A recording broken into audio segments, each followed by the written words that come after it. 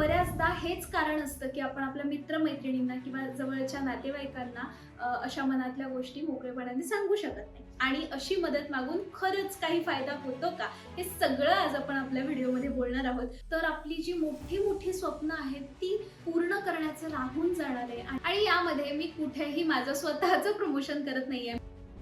कुणाकडे स्वतःसाठी मदत मागायची म्हटलं की तुमच्या मनात कुठे ना कुठेतरी किंतु परंतु येतो का हो? मनाशी संकोच येतो.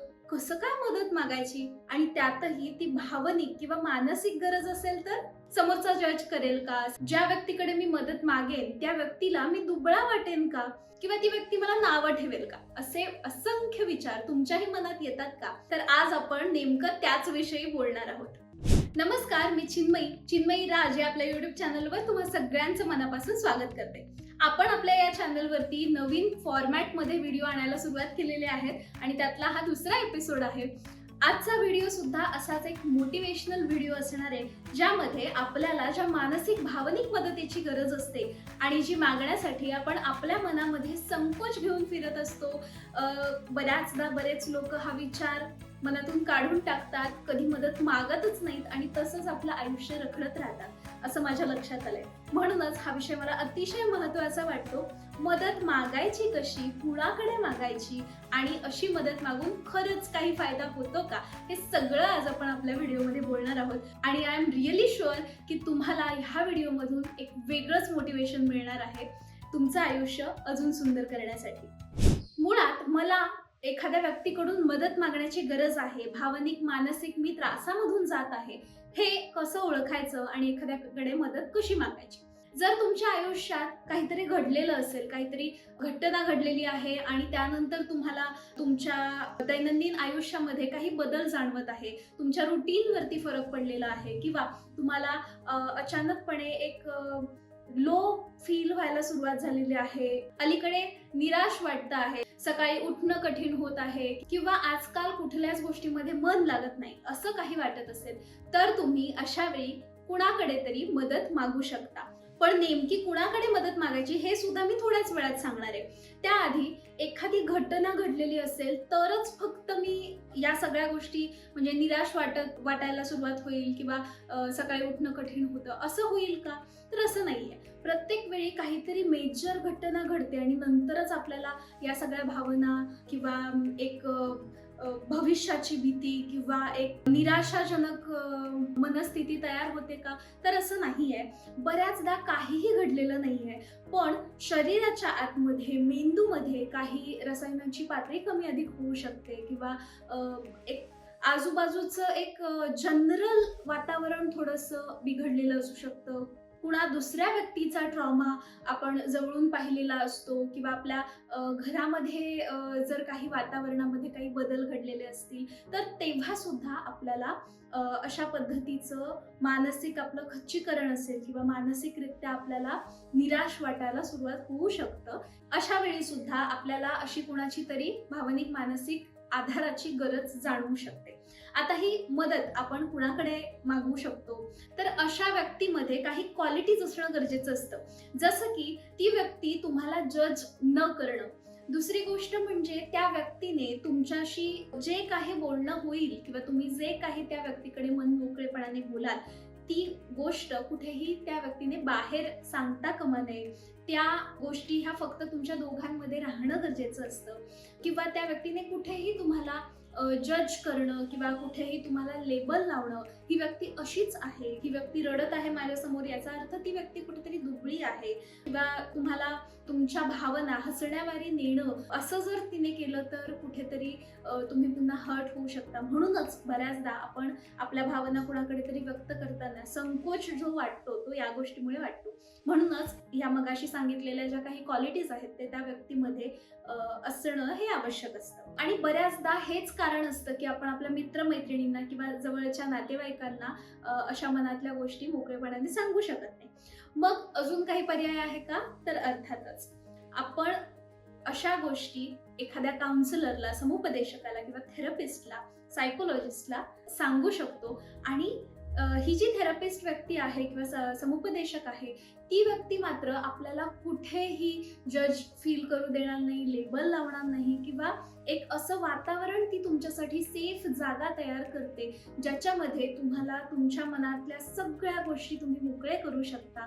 आणि ही अशा पद्धतीची मदत मागणं सुद्धा सहज शक्य असतं. आता ही मदत का मागायची? एक एक्झाम्पल आपण घेऊया, उदाहरण घेऊया. जर एखादी खोली आहे आणि त्या खोलीमध्ये ना तुम्ही रोज नेऊन काही पुस्तकं ठेवत आहात समजा, तर एक दिवस असा येणार आहे की ती खोली संपूर्ण भरणार आहे पुस्तकांनी आणि तुम्हाला तिथे काहीच करायला जागा उरणार नाही. म्हणजे ती खोली काय होणार आहे की नॉन फंक्शनल, म्हणजेच त्या खोलीमध्ये कुठलंही काम घडू शकणार नाही, फक्त ती स्टोरेज रूम राहणार आहे. असंच आपल्या मनाचंही असतं. आपण आपल्या मनामध्ये सगळं काही फक्त साठवतच राहिलो, सगळं जर काही आपण दाबतच राहिलो मनामध्ये, तर एक वेळ अशी येते की आता बस झालं, आता ह्या रूम मध्ये म्हणजे हा जो पुस्तकांचा जो रूम आहे तो जसा गच्च भरून जाईल, तसा आपलं जे मन आहे तसं भावभावनांनी वेगवेगळ्या विचारांनी गच्च भरून जाईल आणि कुठेतरी आपल्या मनाचा स्फोट होणार आहे. त्यामुळे आपल्याला वेळोवेळी अशा पद्धतीने स्वतःला मोकळं करणं, नॉन जजमेंटल जागेमध्ये स्वतःला मोकळं करण्याची गरज असते. म्हणूनच हे समुपदेशक असतील, सायकोलॉजिस्ट असतील, आपल्याला आपलं मन मोकळं करण्यासाठी मदत करतात. आता ही मदत मागणं हे म्हणूनच आवश्यक असतं. आता दिलेल्या उदाहरणावरून तुम्हाला कळलं असेल. आणि त्यासोबतच फक्त मन मोकळं करून चालणार आहे का? तर तसं नाहीये. मन मोकळं केल्यानंतर सुद्धा तुम्हाला जी शांतता मिळते, मनामधली जी जागा आहे ती आता मोकळी झालेली आहे. पुस्तकं थोडी बाहेर काढल्यानंतर जागा जशी मोकळी होणार, तसं मनातल्या ज्या काही चिंता असतील, विचार असतील, भावभावना वेगवेगळ्या असतील, त्या सगळ्या ज्यावेळी आपण बाहेर काढतो त्यावेळी थोडंसं शांत वाटतं आणि त्या शांततेमुळे तुमचं जे मेंदू आहे तो चांगल्या पद्धतीने फंक्शन करतो आणि त्यात ती जी प्रोडक्टिव्हिटी आहे ती तुम्ही इतर गोष्टींमध्ये नक्कीच वापरू शकता. नातेसंबंधांमध्ये सुद्धा तुम्हाला याचा खूप चांगला फायदा होतो. गेल्याच व्हिडिओमध्ये आपण भीती या भावनेबद्दल बोललो आणि अशी भीतीची भावना सुद्धा आपल्याला कुठेतरी मागे खेचत असते. या सगळ्या भावनांविषयी सुद्धा तुम्ही अशी मदत मागून एखाद्या व्यक्तीसमोर ह्या सगळ्या गोष्टी बोलता, समुपदेशकाकडे किंवा तुमच्या नॉन जजमेंटल मित्राकडे हे सगळं बोलता, त्यावेळी सुद्धा तुम्ही ह्या सगळ्या भावनातून स्वतःला मुक्त करत असता. ही मदत ज्यावेळी आपण अशा नॉन जजमेंटल व्यक्तीकडे मागत असतो किंवा एक प्रोफेशनल ट्रेन्ड व्यक्तीकडे मागत असतो, त्यावेळी मात्र आपल्या मनामध्ये हा संकोच जो आहे तो येत नाही, कारण की ती व्यक्ती मात्र आपल्याला जज करत नसते. बऱ्याच लोकांना हे माहिती नसतं, म्हणून मी हे पुन्हा पुन्हा सांगत आहे की थेरपिस्ट असेल, सायकोलॉजिस्ट असेल, समुपदेशक असेल, तर ही व्यक्ती जी आहे ती या सगळ्या गोष्टींसाठी ट्रेन्ड व्यक्ती आहे. तिने त्याचं प्रशिक्षण घेतलेलं आहे, तिचा त्यावरती अभ्यास आहे आणि त्यामुळे समोरच्याच्या भावनांना कसं हँडल करायचं हे सुद्धा त्या व्यक्तीला माहिती आहे आणि म्हणूनच ती व्यक्ती आपल्याला जज करत नाही. त्यामुळे हा संकोच मनामध्ये न बाळगता तुमच्या जवळचा कोणी सायकोलॉजिस्ट असेल किंवा ऑनलाईन जर तुम्हाला एखादा चांगला सायकोलॉजिस्ट मिळत असेल तर प्लीज तुम्ही ही मदत नक्की घ्या. आणि ही मदत घेतल्यामुळे तुम्ही अजिबात वेडे ठरत नाही किंवा दुबळे ठरत नाही. यावरती मी एक वेगळा व्हिडिओ केलेला आहे, तो सुद्धा मी इथे अटॅच करते, तर तो व्हिडिओ सुद्धा तुम्ही नक्की बघा, म्हणजे तुम्हाला जास्त चांगल्या पद्धतीने या गोष्टींबद्दल समजेल. आता ह्या सगळ्यामध्ये मला अजून एक वेगळ्या अँगलने बोलायचं आहे की बरेच वर्ष लोक थेरपी बद्दल खूप कमी बोलत होते किंवा थेरपी बद्दल एक टॅबू आहे लोकांच्या मनामध्ये. आजपर्यंत होता, अलीकडेपर्यंत होता, पण आता मात्र बरेच ऍक्टर ऍक्ट्रेसेस लोक हे अगदी मनमोकळेपणाने थेरपी बद्दल बोलतात की त्यांना थेरपीची कशी मदत झाली. अगदी ज्यांना जग परफेक्शनिस्ट म्हणतं असे आमिर खान सुद्धा थेरपी घेतल्याने त्यांना किती बदल जाणवला आहे, कशा पद्धतीने त्यांना रिलेशनशिप्स मध्ये किंवा इन जनरल मदत झालेली आहे हे ते अगदी मोकळेपणाने बोलतात. Therapy is a very powerful thing. Yeah. All my life I feel I'm a fairly intelligent guy. I can think things through. I'm a sensible guy. If there's an issue, I can sort it out for myself. No, I can't. It doesn't matter how intelligent you are. It doesn't matter how worldly wise you are. we know so little about our minds that a person who has a lot more knowledge and has got the basics right, I would say basics, really helps you in leaps and bounds to understand. अगदी मराठीमध्ये सांगायचं झालं तर सई ताम्हणकरने सुद्धा therapy experience बद्दल बोललेली आहे. तर असे बरेच ऍक्टर ऍक्ट्रेसेस असतील किंवा जे आज चांगल्या हुद्द्यावर आहेत अशा लोकांनी सुद्धा थेरपी बद्दल खूप चांगल्या पद्धतीने स्वतःचं मत मांडलेलं आहे. म्हणजेच अशी मदत मागणं हे आजकाल काही नवीन राहिलेलं नाहीये. त्यामुळे तुमच्या माझ्यासारखा सामान्य व्यक्ती सुद्धा आपल्या मानसिक गुंतागुंतीसाठी ती सोडवण्यासाठी किंवा भीती असेल, एन्झायटी असेल किंवा इतर कुठलीही भावनिक गुंतागुंतीची गोष्ट असेल यासाठी आपण मदत मागूच शकतो. बऱ्याचदा असं होतं ना की आपल्याला गरज खूप छोटीशी असते सुरुवातीला, पण आपण त्याच्यावरती काम केलेलं नसतं, वेळीच मदत मागितलेली नसते आणि नंतर त्याचा परिणाम आपल्या अख्ख्या आयुष्यावरती म्हणजे रिलेशनशिप्सवरती व्हायला लागतो, हळूहळू आपल्या प्रोफेशनवरती व्हायला लागतो, डे टू डे छोट्या छोट्या गोष्टींवरती व्हायला लागतो आणि मग मात्र गोष्टी डिफिकल्ट होऊन जातात. मला इथे तुम्हाला अजिबात घाबरवायचं नाहीये. एक तुम्हाला अगदी मनापासून एक गोष्ट सांगायची आहे की ही मदत मागणं ही अत्यंत सोपी गोष्ट झालेली आहे आजकाल, कारण सगळं ऑनलाईन झालेलं आहे. ऑफलाईन सुद्धा ऑफकोर्स तुम्ही अशी मदत घेऊ शकता, पण ऑनलाईन सुद्धा तुम्ही कुठेही न जाता घर बसल्या सुद्धा अशी मदत घेऊ शकता. आणि यामध्ये मी कुठेही माझं स्वतःचं प्रमोशन करत नाहीये. मी जरी एक सायकोलॉजिस्ट असेल तरी सुद्धा हा प्लॅटफॉर्म मी माझे क्लायंट जोडण्यासाठी करत नाही.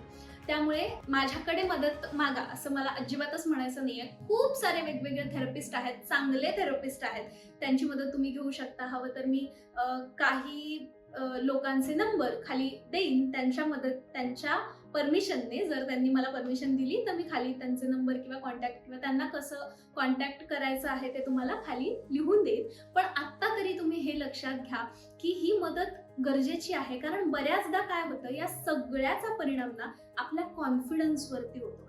आणि हा जर कॉन्फिडन्स आपला आतून तुटत असेल किंवा आपण आपल्या आयुष्यामध्ये काहीतरी खूप मोठं करण्याचं स्वप्न बाळगत असतो आणि कुठल्या ना कुठल्या मानसिक आघातामुळे किंवा मानसिकरित्या खचल्यामुळे किंवा एक भीतीमुळे मला पुढेच जाता येत नाहीये, काहीतरी छोटीशी गोष्ट आहे पण तरी मी हिम्मतच करत नाहीये ती गोष्ट करण्याची, असं व्हायला लागलं तर आपली जी मोठी मोठी स्वप्न आहेत ती पूर्ण करण्याचं राहून जाणार आहे. आणि म्हणूनच मला असं वाटतं की वेळीच स्टेप घेणं हे गरजेचं आहे. आणि तुमची ही एक स्टेप, एक मदत मागणं हे तुम्हाला कुठून कुठे घेऊन जाऊ शकतं, तुम्हाला इतकं कॉन्फिडंट बनवू शकतं, तुम्हाला एक स्वतःमध्ये सुरक्षित व्यक्ती बनवू शकतं. आणि थेरपीमुळे असेल किंवा ज्यावेळी आपण अशी मदत मागतो, अशा पद्धतीने आपल्या स्वतःच्या भावभावनांच्या गुंत्याला लेट गो करतो, सोडवायला लागतो, त्यावेळी फक्त अशी मोठमोठी स्वप्नच नाही तर एक माणूस म्हणून सुद्धा आपण एक खूप छान व्यक्ती बनू शकतो, खूप वेगळ्या लेवलवरती जाऊ शकतो. आणि ते मला सगळ्यात जास्त महत्त्वाचं वाटतं. आणि या सगळ्यामधून आपण एक उत्तम समाज घडवू शकतो आणि असा उत्तम समाज घडवणं अतिशय महत्त्वाचं आहे. तुम्हाला काय वाटतं मला नक्की कमेंट करून सांगा. आणि जर तुम्हाला काही प्रश्न असतील तरी सुद्धा मला खाली कमेंटमध्ये नक्की सांगा. हे एपिसोड्स कसे वाटतात तेही सांगा आणि काही वेगळे विषय तुम्हाला सुचवायचे असतील तर ऑलवेज वेलकम. आणि भेटू पुन्हा पुढच्या व्हिडिओमध्ये. तोपर्यंत काळजी घ्या. धन्यवाद.